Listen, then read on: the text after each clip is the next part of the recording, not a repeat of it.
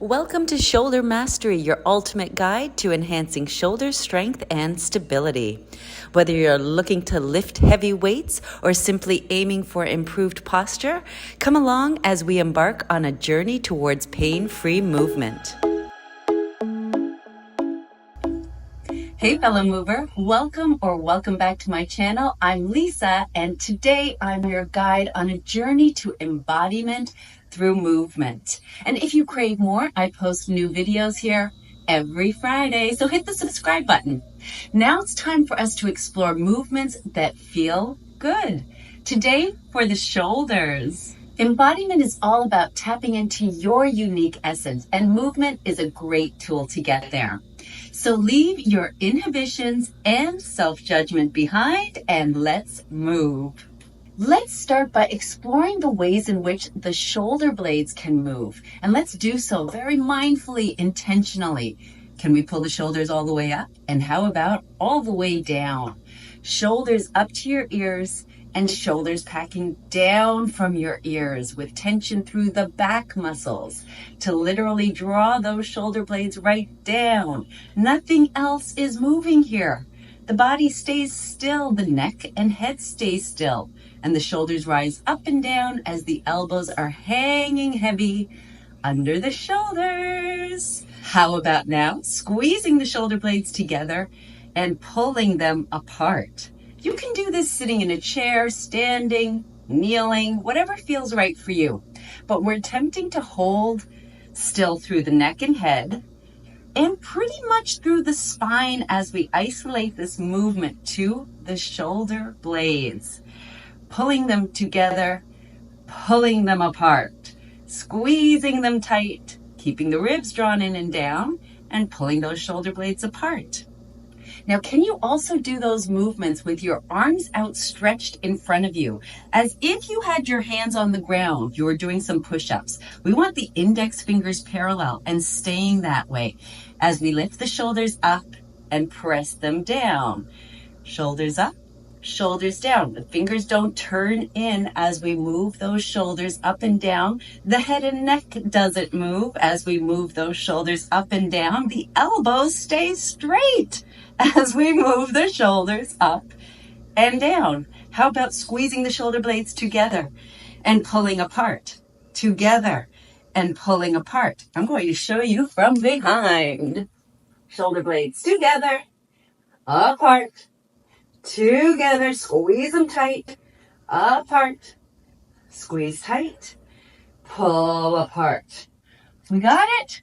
We'll return to that in a moment, but let's move on to our next drill, which requires finding some place where you can hang from with your arms reaching high above you.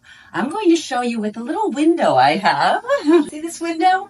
It's the perfect spot to hang from.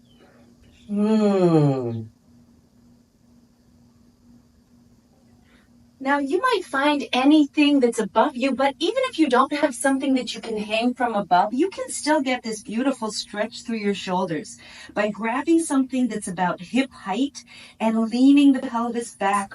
The goal is to find the arms in line with your ears as you allow your pelvis to pull away from your fingertips, creating that length through your spine and space in your shoulders.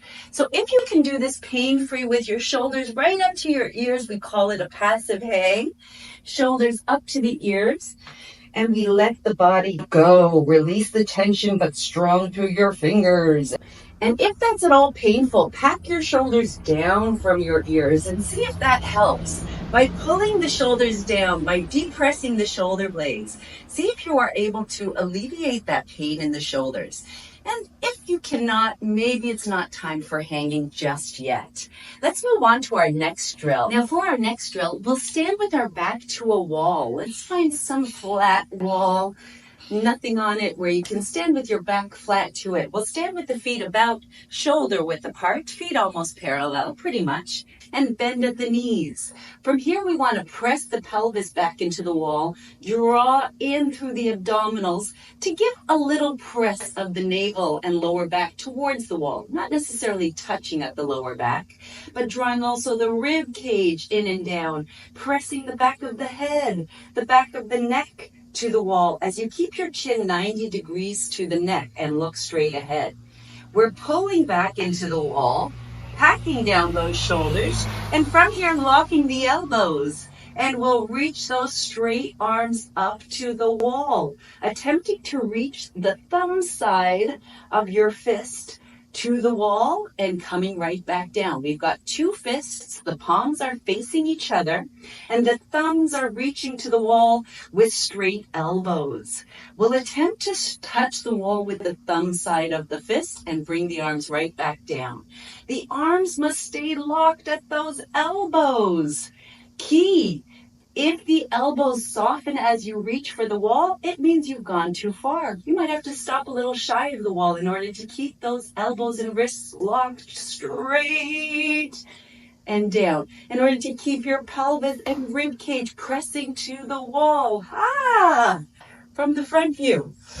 Press back. Inhale. Exhale. The back of the head is pressing to the wall. The abdominals are drawn in. The glutes are tight. Inhale. Exhale. Reach. Inhale. Exhale. Reach. Woo! Let's hold this last one for 10 seconds, friends. 10, 9, hold it. 8, elbows locked. 7, 6, 5, 4, 3, 2, 1. Woo! Shake them out. Very nice. Now we will apply what we practiced from the floor at the wall. Let's take our arms straight, hands flat to the wall, index fingers parallel. And let's see if we can move those shoulder blades up and down with straight arms. And how about also squeezing the shoulder blades together and pulling them apart with straight arms, with your index fingers parallel, same as we did on the ground. If you can do that at the wall, no problem. Let's take it to the floor. All right, friends, here we are taking it down to the ground, starting off on your hands and knees and pressing up into a downward dog. From your downward dog, that's an inverted V. We press the shoulders away from the ears and to the ears.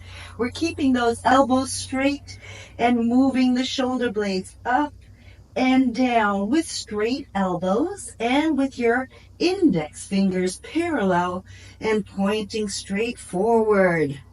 Woo. Attempt to keep your spine in neutral as your shoulders press up to your ears and away from your ears for maybe 10 reps. And then we can gently lower the knees to the ground and practice pulling the shoulder blades together and apart from the hands and knees. That means we squeeze the shoulder blades together and push them apart. This time, attempt to do so with your shoulders packed down the whole time. Shoulders down from the ears, elbows straight, spine neutral. Let's go for it. This one's a challenge. We call these scapular push-ups, and we'll pull the shoulder blades together and pull them apart. If that's fairly easy, your next challenge is to lift the knees 1 inch off the ground. So separate your feet quite wide, maybe wider than shoulder width apart. Lift those knees to a hover and squeeze the shoulder blades together and push them apart. Together, apart, together, apart. This awareness of your shoulder blades and all the ways in which they can move can have a profound impact on your shoulder health and strength and well-being. So get those shoulder blades under your control and get them moving.